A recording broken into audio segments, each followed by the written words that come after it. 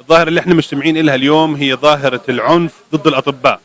طبعا هذه ظاهرة دخيلة وظاهرة وصلت إلى منحنى خطير في مجتمعنا الأردني، وهي لا تعبر أبدا عن قيمنا وعن أخلاقنا، وإنما هي تدخل في ضمن الاحتقان الموجود في داخل المجتمع، إما بعدة أسباب عاطفية أو اجتماعية أو معنوية أو مادية أو غيرها. لكن هذه الظاهرة المؤرقة يعني تجعل من الطبيب ضحية، وهذه الضحية هي التي تخدم فئة كبيرة من الناس وتحاول أن تخفف الآلام.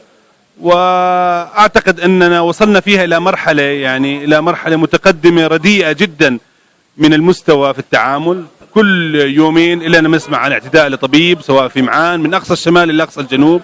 كل يومين ثلاثة نحن نسمع عن اعتداء إما بحق كادر طبي أو طبيب أو مستشفى أو مؤسسة صحية. وبالتالي احنا الظاهرة هذه أرقتنا جدا، فدعتنا إلى هذا الاجتماع لمجموعة من الأطباء حتى يبدوا اعتراضهم على هذا الأسلوب، ونطالب بالتدخل من الهيئات التشريعية والهيئات التنفيذية، تدخل بوضع تشريع يحمي الأطباء بجميع أشكالهم وجميع الكوادر الطبية.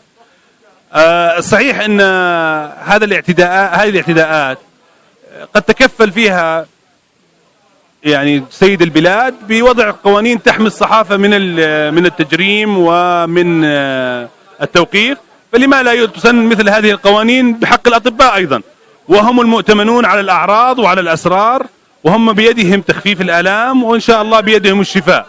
فأعتقد أنه يجب أن توضع هذه المشكلة أمام نصب أصحاب القرار وأمام أعينهم حتى يتم فيها الإجراء السليم الذي يرضي جميع الأطراف. نحن هنا في أردننا مهانون كأطباء، وإنما محترمون في كل دول العالم. نحن جميع الدول تتسابق علينا كخبرات وككفاءات، لكن هنا في داخل البلد لا أحد يقدرنا. في بعض المستشفيات هناك نقص، أنا أعزيه لتقصير من وزارة الصحة، لكن في النهاية هناك مشكلة يجب العمل على حلها، ونسأل الله أن يلطف بالجميع. شكرا.